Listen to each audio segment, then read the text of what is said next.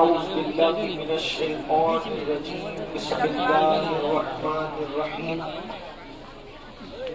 ألا إن أولياء الله لا خوف عليهم ولا هم يحزنون الذين آمنوا وكانوا يتقون صدق الله العظيم غوث اعظم بمنے بے سر و سامان مددے قبلہ دی مددے کعبہ ایمان مددے انتظار کرم تشت منے عینی را اے خدا جو خدا بینو خدا دا مددے بگرداب بلا افتاد کشتی ضعیفانو شکستہ رات و کشتی وحق کے خواجہ عثمان ہارون مدد کن یا معین الدین چشتی مدد کن یا معین الدین چشتی مدد کن یا معین الدین چشتی منبر پر رونق افروز ذوی الاحترام ذوی الاحتشام باصفا علماء کرام حاضرین محفل پردہ نشین ماؤں اور بہنوں السلام علیکم ورحمۃ اللہ وبرکاتہ۔ وعلیکم السلام ورحمۃ اللہ وبرکاتہ۔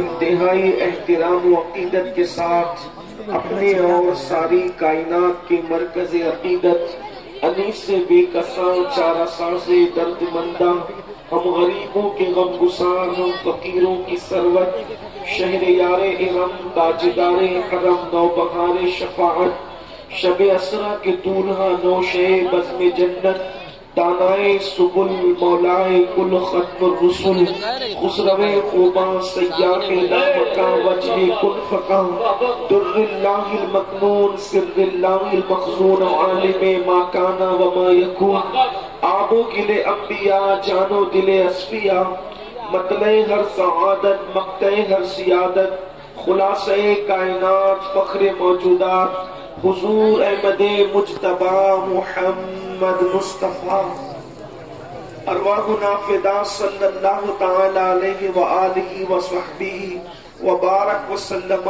کی بارگاہ بے کس پناہ میں جس طریقے سے پڑھاؤ بلند آواز سے میرے ساتھ مل کر پڑھیں الصلاۃ والسلام علیک یا رسول اللہ الصلاۃ والسلام علیک یا رسول اللہ الصلاۃ والسلام علیک یا نبی اللہ الصلاۃ والسلام علیک یا نبی اللہ الصلاۃ والسلام علیک یا حبیب اللہ یا حبیب اللہ وعلی آلک واصحابک یا نور اللہ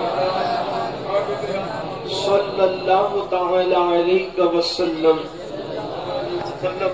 جو تیرا طفل ہے کامل ہے یا غوث جو تیرا طفل ہے کامل ہے یا غوث طفیلی کا لقب واصل ہے یا غوث طفیلی کا لقب واصل ہے یا غوث اور اشارے میں کیا جس نے قبر چاک اشارے میں کیا جس نے قبر چاک تو اس ماہ کا مہ کامل ہے یا غوث تو اس ماہ کا مہ کامل ہے یا غوث اور الوہیت ہی ایک احمد نے نہ پائی الوہیت ہی ایک احمد نے نہ پائی نبوت ہی سے تو عاقل ہے یا غوث صحابیت پھر تابعیت پھر آگے قادری منزل ہے یا غوث ہزاروں تابعی سے تو فزودر یہ طبقہ مجمدن فاضل ہے یا غوث اور کہا تو نے کہ جو مانگو ملے گا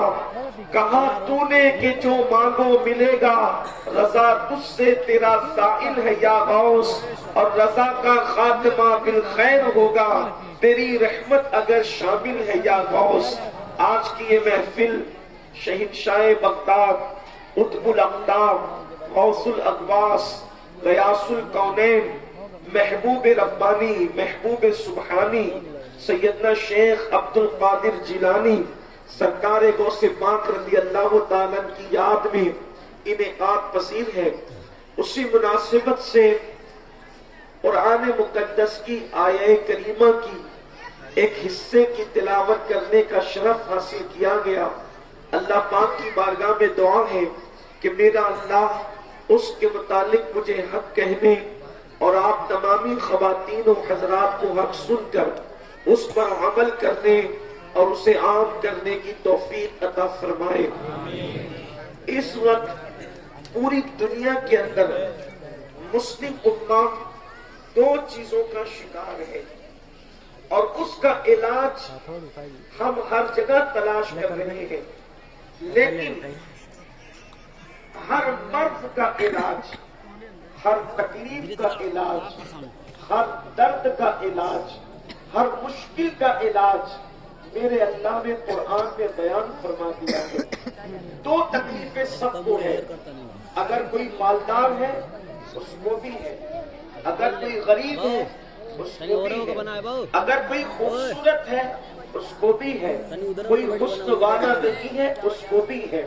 اسی طریقے سے اولاد والے کو بھی تکلیف اور جس کو اولاد نہیں ہے اس کو بھی تکلیف۔ وہ دو مسئلے کیا ہیں، وہ دو تکلیفیں کیا ہیں؟ نمبر ایک، پوری دنیا خوف کا شکار ہے، لوگ فیئر کا شکار، خوف کا شکار، اور دوسری چیز ہے غم نے انسان کی کمر توڑ دی ہے۔ اہل علم کو دیکھیں وہ بھی غموں کے اندر مبتلا ہے، مالداروں کو دیکھیں وہ بھی غموں کے اندر مبتلا ہے۔ اسی طریقے سے خوف اور غم نے دنیا کے انسانوں کی زندگی کو تباہ کر دیا ہے، دنیا کے انسانوں کی زندگی کو برباد کر دیا ہے۔ کہیں پر خوف ہے، کہیں پر غم ہے۔ خوف کس کو ہے؟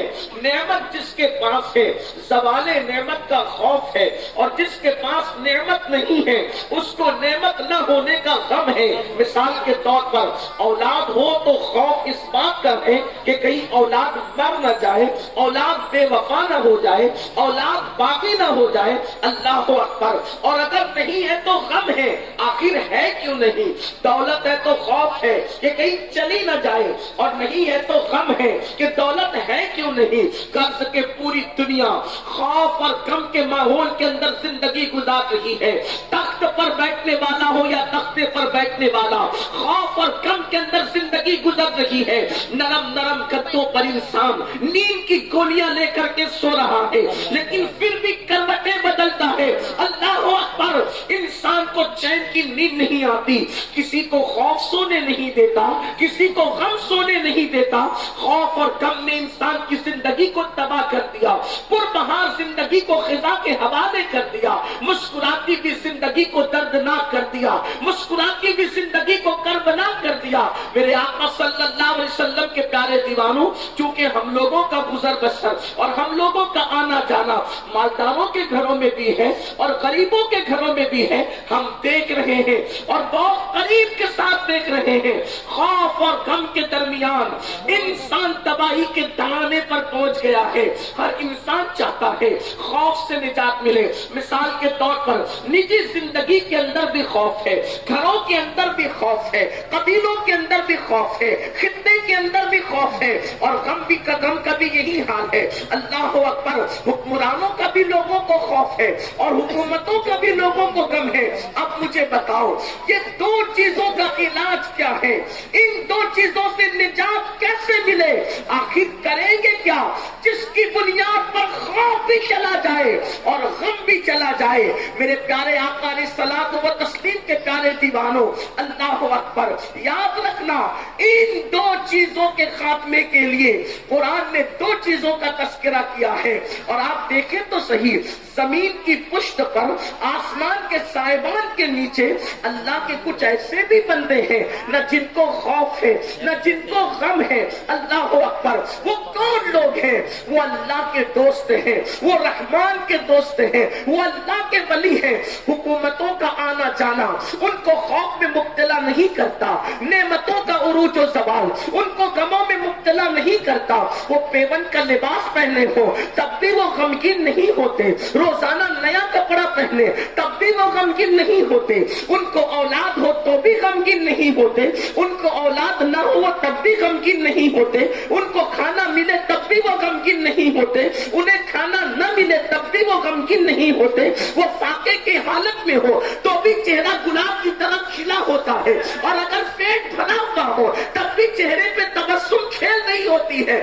آخر ان کے پاس وہ کون سی چیز ہے جو ہمارے پاس موجود نہیں؟ بہت تمہید میں لمبا وقت آپ کا نہیں لینا چاہتا، بہت وقت ہو چکا ہے، کافی دیر سے آپ سرے شام سے سن رہے ہیں، میں مختصر میں اپنی گفتگو کو مکمل کر دوں گا۔ دیکھو دو چیزوں کا علاج ہے، ایک خوف اور غم کا علاج۔ ڈھونڈے کہاں؟ تو قرآن اللہ کے دوستوں کے بارے میں کہتا ہے، الا ان اولیاء اللہ لا خوف علیہم ولا هم یحزنون، آگاہ ہو جاؤ، بے شک جو اللہ کے دوست ہیں ان کو نہ خوف ہے نہ غم ہے۔ کیوں نہیں ہے؟ قرآن دو چیزوں کا تذکرہ کرتا ہے، ان کو خوف اور غم کیوں نہیں ہے؟ دو چیزوں کا تذکرہ، الذین آمنوا، کہ ان کے پاس ایمان ہے، وَكَانُوا يَتَّقُونَ، اور وہ اللہ سے ڈرنے والے ہیں۔ تو جس کے پاس ایمان ہوگا وہ غمگین کیسے ہو سکتا ہے؟ اور جس کے پاس اللہ کا خوف موجود ہوگا وہ دنیا کے خوف میں مبتلا کیسے ہو سکتا ہے؟ اگر دنیا کے غم اور خوف سے نجات چاہتے ہو تو یہ دو صفتوں کو اختیار کر لو، یہ دو باتوں کو اختیار کر لو۔ الذین آمنوا، ایمان والے بن جاؤ، مومن بن جاؤ، تمہیں اللہ تعالیٰ غموں سے نجات عطا فرمائے گا۔ آپ کہیں گے کیا ہم مومن نہیں؟ یقیناً میں کوئی فتویٰ لگانے والا مفتی تو نہیں، میں فقیر بے نوا ہوں، لیکن اتنا ضرور کہوں گا، آپ کا دل سب سے بڑا مفتی ہے۔ اللہ اکبر، اپنے ایمان کا جائزہ لو۔ جو قوم 200 روپے کی چپل بیچنے کے لیے اللہ کے نام کی جھوٹی قسم کھا لے، اس قوم کو مومن کہلانے کا حق کیا ہے؟ جو قوم سبزی بیچتے ہوئے کسی کو دھوکہ دے اللہ کے نام پر، اس قوم کو مومن کہلانے کا حق کیا ہے؟ اللہ اکبر، جو کلمہ بھی پڑھتے ہو اور جن کے گھر میں معبودان باطل کے حوالے سے فلموں میں تعریف کے اشعار بھی گنگنائے جاتے ہو، اس قوم کو مومن کہلانے کا حقدار حق کیا ہے؟ اللہ اکبر، جس قوم کی حالت یہ ہو کہ 3 گھنٹے سنیما کے لیے وقت تو نکال سکتے ہو لیکن اللہ کی عبادت کے لیے 10 منٹ کا ٹائم نہیں نکال سکتے، اس قوم کو مومن کہلانے کا حق کیا ہے؟ ارے کامل مومن تو وہ تھے جب مصطفیٰ جان رحمت نے پکارا تو پہلی رات کی دلہن چھوڑ کر کے سر کٹانے کے لیے بارگاہ مصطفیٰ میں حاضر ہو گئے۔ وہ پہلی رات کی دلہن چھوڑ کر کے سر کٹانے کے لیے آتے ہیں، نبی کے فرمان پر ہم سر جھکانے کے لیے فجر کی نیند قربان کرنے کے لیے تیار نہیں ہے۔ مجھے بتاؤ، مومن ہونے کا دعویٰ بھی ہے اور مسجدوں کو ویران بھی کر رکھا ہے، مومن ہونے کا دعویٰ بھی ہے اور جھوٹی قسمیں بھی کھائی جا رہی ہے، مومن ہونے کا دعویٰ بھی ہے، ہاتھوں میں شراب کے پیالے بھی ہیں، مومن ہونے کا دعویٰ بھی ہے، زنا کی اڈوں کی آبادی بھی ہے، مومن ہونے کا دعویٰ بھی ہے، سود کے لقمے بھی کھائے جا رہے ہیں، مومن ہونے کا دعویٰ بھی ہے۔ اللہ اکبر، زبان سے جھوٹ بھی بولا جا رہا ہے، کسی کو دھوکہ بھی دیا جا رہا ہے، اللہ اکبر، لیکن یاد رکھنا، میں آپ کے ایمان کا انکار کرنے نہیں آیا، مجھے کیا حق بنتا ہے، لیکن اتنا ضرور کہوں گا، مسلمانوں ذرا سوچو تو صحیح، ایک مومن کی پہچان کیا تھی اور ہمارا حال کیا ہو گیا؟ اللہ کے حبیب علیہ الصلوۃ والتسلیم نے فرمایا، تم میں کا کوئی اس وقت تک کہ کامل مومن نہیں ہو سکتا جو چیز اپنے لیے پسند کرتا ہے وہی اپنے مومن بھائی کے لیے پسند نہ کرے، اس وقت تک کہ تم کامل مومن نہیں ہو سکتے۔ غمگین کیوں ہو، غموں میں ڈوبے ہوئے کیوں ہو؟ اس لیے کہ وہ ایمان کی معراج ہمیں نصیب نہیں، وہ حسن ایمان ہمیں نصیب نہیں۔ شریعت مطہرہ کی اصطلاح میں تو ہم مومن ہیں، لیکن حسن ایمان کے حوالے سے، تکمیل ایمان کے حوالے سے، معراج ایمان کے حوالے سے ہمارے اندر کتنی خامیاں ہیں. مجھے بتاؤ، اپنے دل کا جائزہ لو. کیا ہم جو اپنے لیے پسند کرتے ہیں وہی اپنے مومن بھائی کے لیے بھی پسند کرتے ہیں؟ مجھے بتاؤ تو صحیح. اللہ اکبر. ہم چاہتے ہیں کہ میں پیٹ بھر کر کے کھا لوں اور ہمارا بھائی بھوکا کے بھوکا پڑا رہے، بلکہ مسلمانوں کی خود غرضی کا حال یہ ہے. دیکھو، وہ ایمان والے جو غموں سے آزاد تھے اور ہم ایمان والے جو غموں میں مبتلا ہیں، دونوں میں فرق کیا ہے؟ دونوں میں فرق کیا ہے؟ وہ ایمان والے کیسے تھے؟ توجہ کرنا، صرف اشارہ دینا چاہتا ہوں، کوئی لمبی چوڑی بات نہیں. ایک ایمان والا جنگ کے موقع پہ زخمی ہو کے زمین پہ گرتا ہے اور آواز دیتا ہے العطش العطش، پیاس پیاس. ایک زخمی کے دل سے جا کر کے پوچھو کہ پانی کی پیاس کی شدت کیا ہوتی ہے. آواز لگائی العطش العطش. ننھی سی بچی اس مجاہد کے منہ کے قریب مشکیزہ کرتی ہے اور چند قطرے اس کے حلق کے نیچے اترے تو شاید زندگی اور موت کے درمیان کھیلنے والا وہ انسان زندگی کی بازی جیت جائے.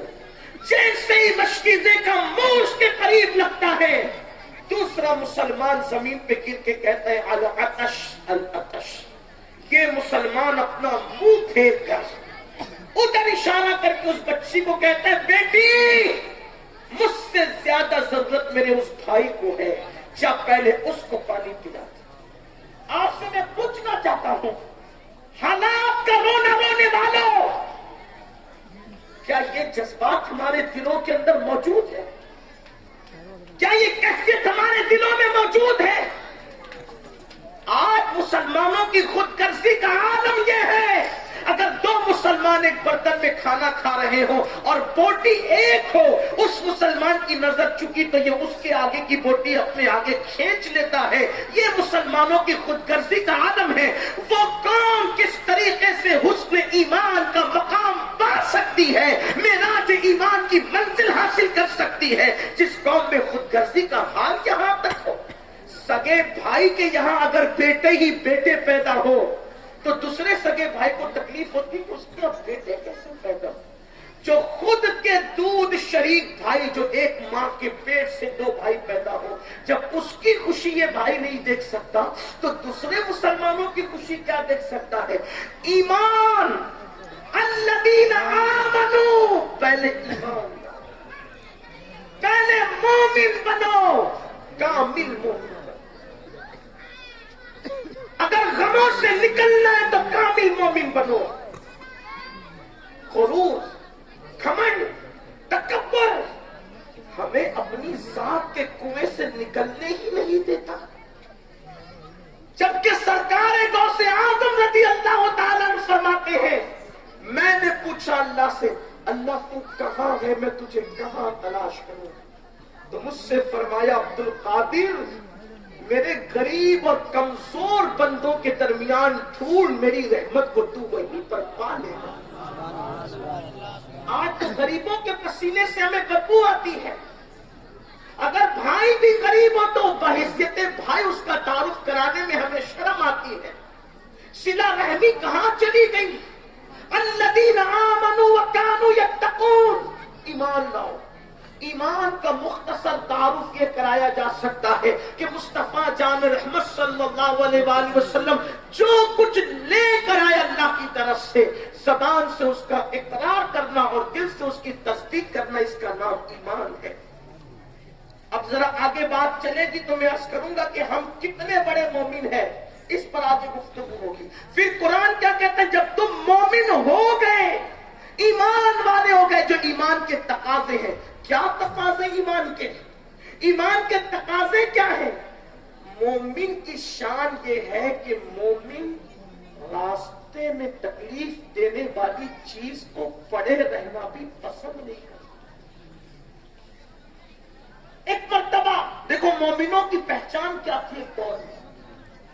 آج بھی مولانا پڑھ رہے تھے کہ ہمیں نکالنے کی کوشش کی جا رہی ہے. میں کہتا ہوں کہ جو قوم اپنے بھائی کا اچھا نہ دیکھ سکے پھر اس قوم کے اچھے دن کیسے آ سکتے؟ لیڈروں کی غلامی تھوڑی اچھے دن لاتی ہے.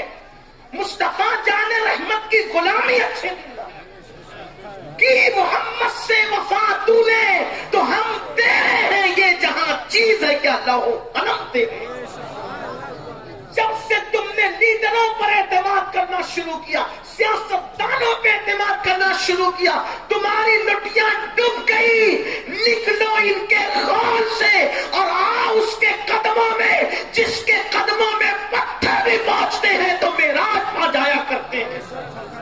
اس نبی کے قدموں کی طرف آؤ، مصطفیٰ جان رحمت کے قدموں کی طرف آؤ۔ مسلمانوں کی پہچان کیا تھی؟ اللہ اکبر۔ یہودیوں کا ایک قافلہ ایک راستے سے گزرتا ہے تو ایک پتھر کو پڑا دیکھ کر آپس میں باتیں کرتے ہیں، شاید یہاں سے کسی مسلمان کا گزر نہیں ہوا، اس لیے کہ اگر یہاں سے مسلمان گزرتا تو یہ پتھر یہاں پڑا ہوا نظر نہ آتا، کیونکہ ان کے نبی کا فرمان ہے راستے سے تکلیف دینے والی چیز کو ہٹا دینا ایمان کے شعبوں میں سے ایک شعبہ ہے، ایمان کی شاخوں میں سے ایک شاخ ہے۔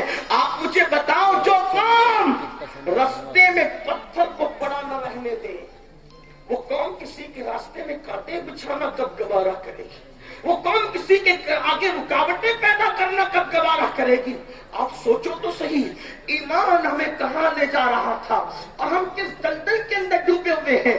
اگر بات اسی پر ہو تو بہت بات ہو سکتی ہے، لیکن پھر قرآن ایمان کے بعد کی آگے کی منزل بیان کرتا ہے، الذین آمنوا وکانوا یتقون، اور وہ خشیت والے لوگ ہیں، وہ تقوی والے لوگ ہیں، وہ اللہ سے ڈرنے والے لوگ ہیں۔ یعنی اگر دل سے لوگوں کا خوف نکالنا ہے تو اللہ سے ڈرو، اپنے دل میں اللہ کی خشیت پیدا کرو، اللہ کا خوف پیدا کرو، اور یاد رکھنا جو جتنا اللہ سے ڈرتا ہے اس کو اتنا اللہ کا قرب نصیب ہوتا ہے، جو جتنا اللہ سے ڈرتا ہے وہ اتنا اللہ کا مقرب بنتا ہے، جو جتنا اللہ سے ڈرتا ہے وہ اتنا زیادہ اللہ کے نزدیک عزت والا ہوتا ہے۔ ڈرپوک لوگوں کی عزت جاتی ہے، اپنے جیسے لوگوں سے ڈرو گے تو دنیا میں ذلیل ہو جاؤ گے، اور اللہ سے ڈرو گے تو دنیا میں عزت والے کہلاؤ گے۔